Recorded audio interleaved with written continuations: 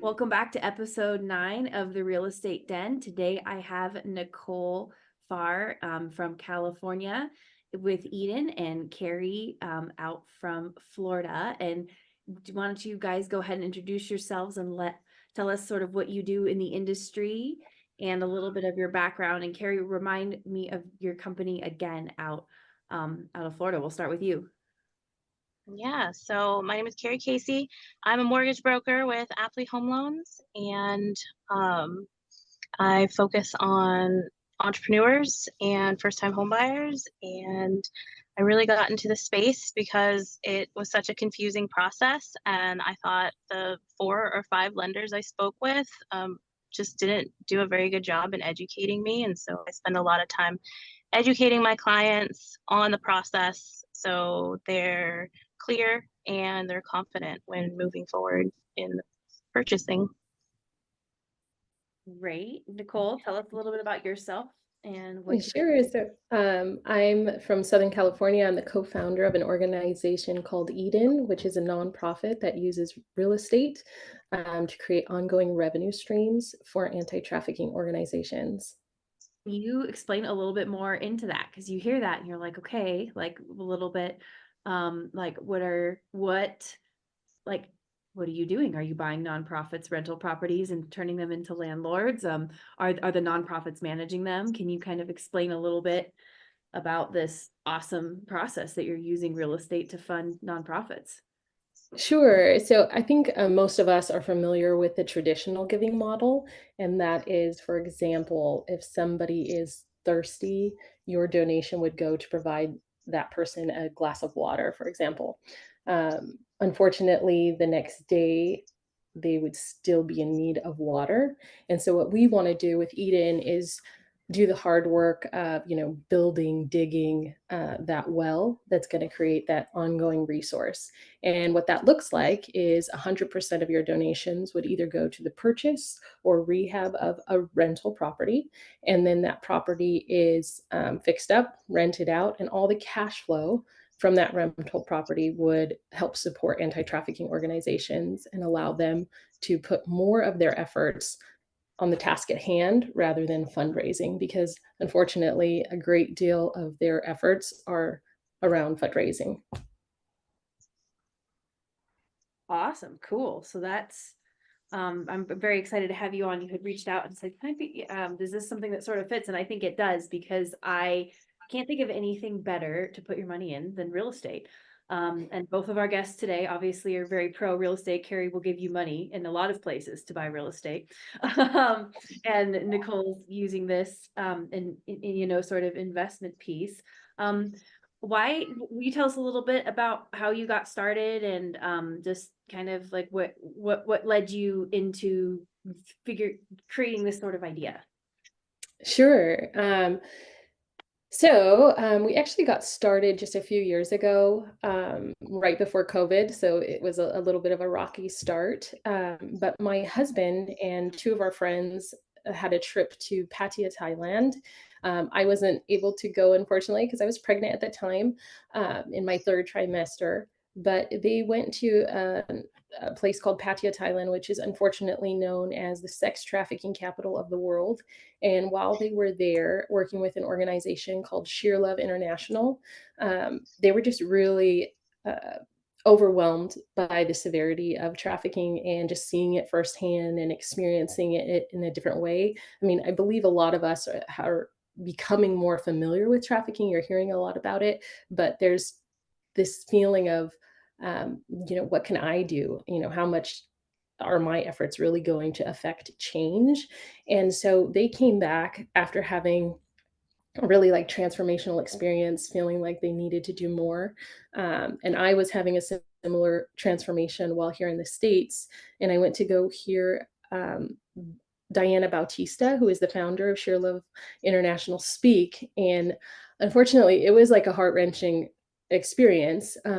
But it was also just a challenging experience. She shared a story about being in Thailand and seeing an underage boy being trafficked, right next to a police officer. And it is illegal in Thailand, but oftentimes it's just you turn away from it. And so she did what she thought she could and went and reported the situation, but she was just really feeling defeated. She came home and she was talking with her brother and, sharing the story and telling him how she'd done all she could and she had taken it to the authorities. And rather than just being with her in that moment and, consoling her, he challenged her and he said, "You're a grown woman, do something." And she was just really taken aback by that because she, at that moment, she had thought she had done everything that she could. And really, she was saying like, "I'm a hairdresser from California. What can I do? How am I supposed to change change the world?" Right. But thank God she didn't stop there. And she ends up taking her skill that she has, going to Thailand, moving to Thailand. And she says, "Okay, I'm going to teach barbering and I'm going to teach cosmetology, what I know. And I'm going to give these people a trade, an opportunity to step out of a life of selling themselves." And, just the severity of the exploitation that goes on over there. I mean, it's very different than here in the States. Um, Oftentimes they are doing this type of work because without it, they don't eat and their family doesn't eat, or, they're not able to get medical care. So, I mean, there's just real severity there. But she ends up starting this organization. She's telling this story, and I'm sitting there. And at that time, me and my husband, we're already donating monthly to anti-trafficking organizations, as well as a number of other organizations, which I think a lot of people out there are doing something similar. But when she shared that story about, she thought she had done all that she could, I was just like hit, I'm starting to, my eyes are welling up and I'm going, "Okay, God, what on earth do you want me to do? What do I have to offer? What are my fish?" And my husband comes home and we're brainstorming and we're like, "Okay, can we give more monthly? What can we do? How can we like make a bigger dent in this huge problem?" And he starts talking about, "Well, I mean, honestly, we could move to Thailand if we wanted to right now and not worry about our finances because of real estate." And that's when it clicked. And we were like, wow, what we need to like bring this tool, this like oil well, this like ongoing resource and like help these organizations. One other quick story I just wanted to share was one of our friends who was there. Again, Diana Batista, she's done all this beautiful thing. She's getting men and women out of this industry on a semester basis, right? She's bringing them out. And then our friend says, "Oh, I didn't know you lived in the school." And she says, "Oh, well, some of my donors fell through. And so I lost my apartment in Thailand, where it's like, $500 to rent an apartment or less. And so I moved into the school. So I'm just here right now." And we are like, this is not sustainable. She is doing so much work, beautiful work. She's bringing these men and women out of trafficking, and she can't even afford an apartment. So that's where we were like, this needs to continue. We need to keep this organization going and not just surviving, but thriving. And so that's really what kickstarted us I in love developing it. I love how you like I feel like having that entrepreneur, your nonprofit is fueled by entrepreneurs, and I just like love that, because like real estate investing and businesses and like that's something that that is I think just so essential to a lot of the nonprofit world. I used to do some networking in some in the senior living space, and there's usually nonprofits and then there's the for-profit businesses, and there's um the ones that did the best, I think, are the ones that sort of married the two, had a board of very entrepreneurial people, so I think, yeah, that's awesome. What, because Carrie also specializes in helping entrepreneurs get into homes and with their funding and finances and lending. What are some things that an entrepreneur needs from their lender that sort of a traditional W-2 doesn't? So I think the biggest challenge of being an entrepreneur is how you file your taxes.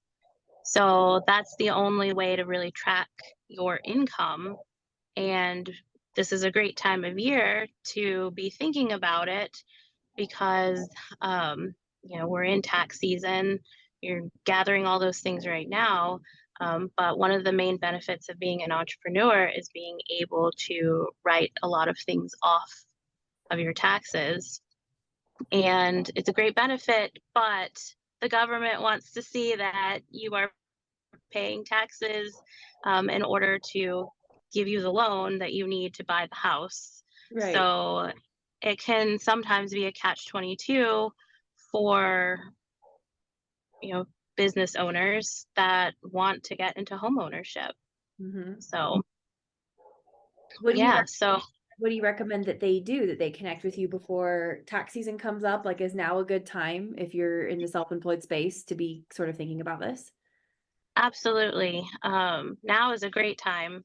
I always tell my clients, I'm like, hey, whether you do your taxes yourself or if you have a CPA, like, don't file until I look at it. And I mean, a well-qualified CPA is gonna, like, you need to tell them that, hey, I'm trying to buy a house this year, that I need to be able to qualify for it. So the CPA should do it, but it doesn't always work out that way. So I always like to take a look at it before you hit file or before you hit send. That way we can make sure the numbers work and that you're able to afford the house that you want to afford.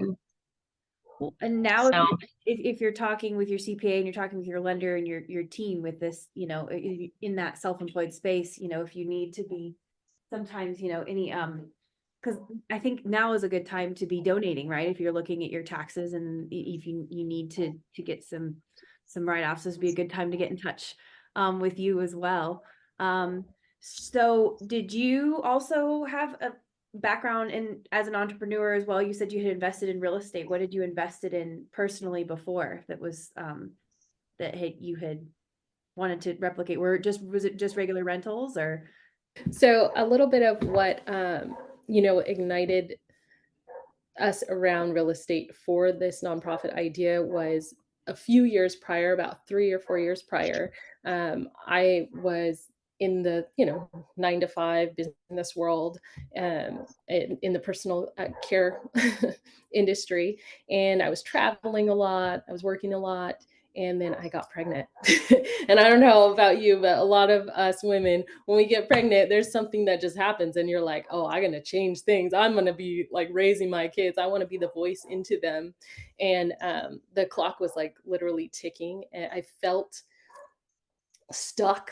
I felt like all the women I knew, they were selling oils, which is great, but I was like, there are not enough oils that I could sell to compensate the money that I bring in. So I need to find something else. And so I was like searching for work from home opportunities. I was desperate. And then when I found real estate, I was like, okay, this really seems like an opportunity, minimal time investment, maximum return. And that's what drove me. It was out of desperation. And a lot of times, desperation like feeds into opportunity. And so now I'm just addicted. And now I can't stop talking about it. And so that's really what got me excited when we found that connection between something I already loved to do and I already felt confident in, and then the nonprofit helping anti-trafficking. It was like, wow, my skill actually can meet this need. And so I feel like there's a lot of people out there that have various different skills, like even in real estate. And when you realize like, oh, I have something to bring to the table, it mind shifts happen. Absolutely. Carrie, tell us a little bit about your background, and your daughter is also, you've got a young daughter, and I know you made some pretty big changes in your business as well. So I have two kiddos. I have one that's 15 and I have a 2-year-old. So the dynamic is phenomenal. But it's also interesting. I mean, when I found out I was pregnant, I was fairly new into lending, maybe a year and a half in, and it's not it's very similar to the real estate side. Like, it takes a while to really like get your reps in and get comfortable. And so when I found out when I was pregnant, it was the same thing. Like, you felt like a ticking time clock. Like, I'm gonna, my goal was to continue on and still, be a present part of this baby's life. So, um, I started to work on my relationships a bit more. And um, I know at the time, Megan, you and I, back when I lived in Colorado, we're trying to start like a mom's organization where it was focused on real estate and moms and just offering that type of support so we could continue to do our jobs. And I know when I moved to Florida, I was like, I think this is something that's still needed. I still feel a strong need for that.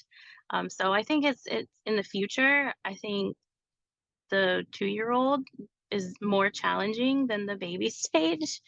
Um, so we'll get there.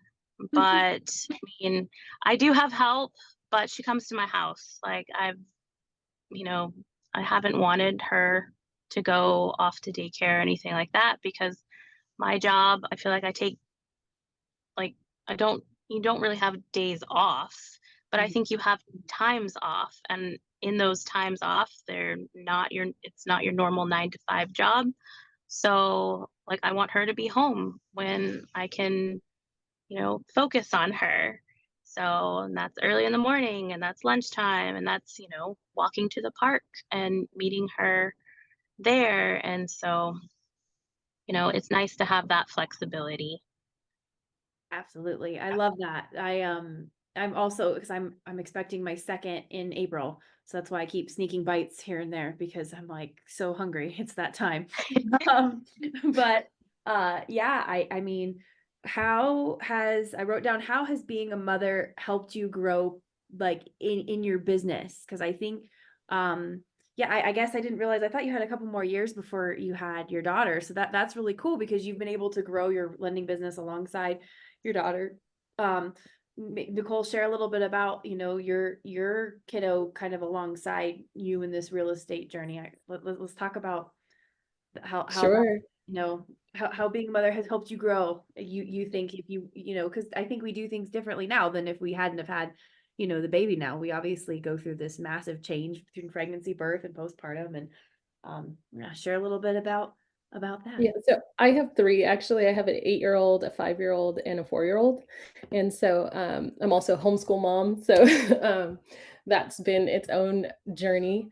Um, I mean, honestly, it makes you like, brings you back to your why more frequently than not, because as you were saying, Carrie, I mean, as an entrepreneur, I mean, you don't really have scheduled times off. It's like you're working all the way to the evening and all the way in the morning. And so I often have to like stop myself, recalibrate, and be like, no, I'm going to spend this hour reading with them on my lap.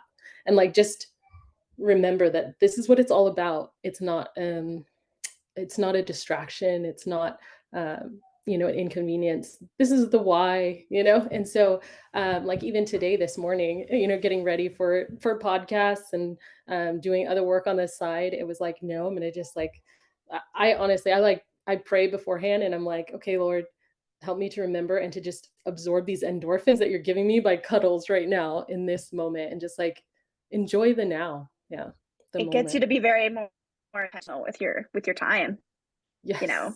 Yes. And especially I think in your work, seeing kids and not like or trying to avoid the Mhm. trafficking when you're a mother too and you see stuff like that, you're like, you know, that's your why, and so I think that's amazing. I I'm love Very I sure love true. that really keeps you going. Mhm. And yeah, like you said, efficiency, it really does drive efficiency. One of the things that we do is we invest out of state, which a lot of people, have been uncomfortable with that. Now I think it's becoming much more common because we're so used to doing Zooms and using our phones and technology that out of state investing is much more common. But that was like one of the things that at least created like a wall, a barrier between you and the property because you're not the one going over there. So you're going to have to create systems. You're going to have to create, it just efficiencies that you might not have done if you walk over there and check it out yourself or go to um, every property that you're looking at. I mean, all the properties we purchased were sight unseen, We purchased them just barely this last fall did we ever see any of our properties. And so I think that really helps sometimes to create those like boundaries for your family and your work life and your side jobs, all of those things. Awesome. Carrie, what do you think about how has becoming a mother helped you grow in your business? Focus, honestly. And sometimes I do feel very unfocused, but again, it's like I don't have all the time in the world and I don't want to spend it all day working. And I don't want to say it's balance, but it's trying to like unify the two. So for me, I love working with other moms. So real estate partners, like when I find out, I'm like, oh, you have littles too? Like we're gonna be best friends. So and it's because like we get it. And we know that there's a juggle, and if a kiddo has to stay home from daycare, then I know like we'll just come over. Like it's not that big of a deal. Um, or it's just there's just a lot more like give, and it's a lot easier to work with other moms who just get it, because I don't think other real estate partners necessarily do. It's very much like all the networking events. You can't really, it's not really a kid friendly environment. So I think that's why I like working with women the most. And of course, I work with a few men too, but typically everyone's a parent. And I think that's like I switched to Aptly this past year, which is a Florida based company. I was with a Colorado based company. And I love that the majority of people I work with are also parents. And I think that makes the work environment a lot different. I totally agree.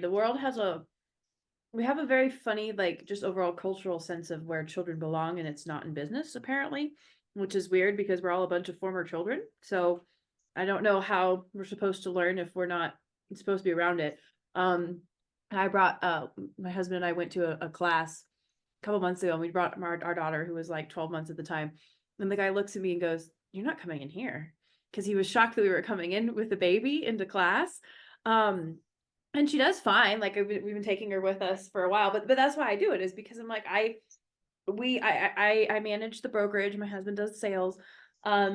So we don't need to have we don't have a nanny either. We just moved, but like we don't really need to have one just yet, because like our face to face is enough for us to like bounce her off of us. You know what I mean? Like as long as one of us is in there taking notes, we're fine. But yeah, I love that. And yeah, Carrie and I did a few mom networking things. Those were the best. They were awesome because we had a bunch of women who were just so in their element because they were close to their children.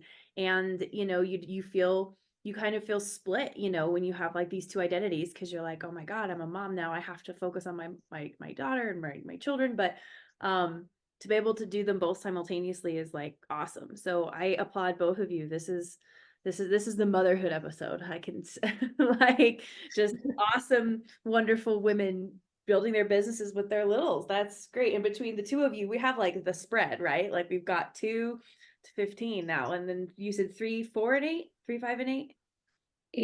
8, 4, and 5. Yep. 5. Yeah. I mean that's like a litter of children. Like that would be like, that's like a mom, you could take down the world with that span of kids, like just Right. Well, awesome. I could talk with you ladies all day. I have a couple more questions. The first one is, what does your morning typically look like? Do you guys have any sort of routines or anything that you do on a typical morning? And then tell our listeners where they can find you to connect with you, to learn more about you, what you do, or ask any questions about what they've heard today. We'll start with Carrie and go back to Nicole. So I'm usually up by 5, and I try to get a workout in, or I'm reading. So sometimes it's just based on what I feel like doing, or like because I don't get a lot of time, especially right now. We recently switched to a big girl bed for my 2-year-old, and she realized she could get out of it. So, Can't be tamed, can't be fenced in. I can yeah. relate to that. I went So, through that. yep. So she would usually stay in her crib till 8, and it's like she slept great. And then it gradually, like when we switched her, gradually she got up earlier and earlier, and I was like, oh, this is my time that you're creeping into. So now she's up usually around 6, so I get about an hour. And my husband and I were both like, well, we'll just trade off. And so he'll go work out, or, you know, I have been contemplating throwing her in the jogging stroller and running with her. I don't know how long she'll last these days, but yeah, I feel like the morning, it's a toss up, but typically I'm up at 5 to get things started, and I always want to focus on something for myself, and that is between exercise and reading. So, and then, you know, from the older kid goes to school at 7, and 8 we are making breakfast, and 9 my nanny arrives, and yeah, then work starts, and it's kind of from there. Nice. Where can our listeners find you if they have any questions, or especially all the entrepreneurs who are ready to buy a house this year? Where can they get a hold of you? So you can typically find me on my Instagram page at CarrieCasey_home. That's the best place where I spend most of my time. Awesome. All right, Nicole, tell us about your morning and where our listeners can find you for more information. Sure. So my husband wakes up at 5:30 to go work out. Unfortunately, I haven't taken that one on my plate yet. But I wake up, I start work at 6. So I do have a W-2 job as well that I work from home. My children, uh, so first I'll wake up, and I actually have a prayer app that I use, and I would love to recommend it. It's Lectio. And it just has like a little bit of scripture, a little bit of prayer, recentering on your why, of course. And then depending on my oldest one, he is an early riser.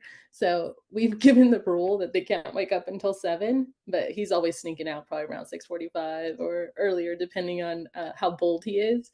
So sometimes he joins me in that prayer time. By 7, they're definitely saying they're starving. They've never had this experience before in their life. So we do a little breakfast time. And then they start their schoolwork. I mean, honestly, as a homeschool mom, it's been challenging because I think as an entrepreneur, a businesswoman, you're just like, oh, this is how you schedule things. And homeschool is not like that. Like these little people, they need to run, they need to play, they need to giggle. So I would love for it to be so routine. It is not. Right. But by 4 o'clock, they at least got all their stuff done usually.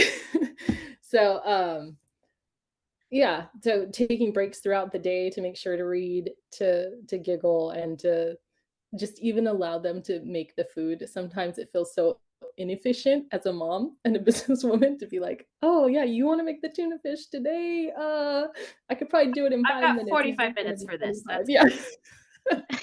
Right. But I mean, it's all part of it. So really there's like this recentering that happens all the time for me. Like I'm like, okay, pull back, let it happen, let them pour the rice and it'll be on the floor until 8 p.m. But that's okay. It's okay. So that's the joy of it.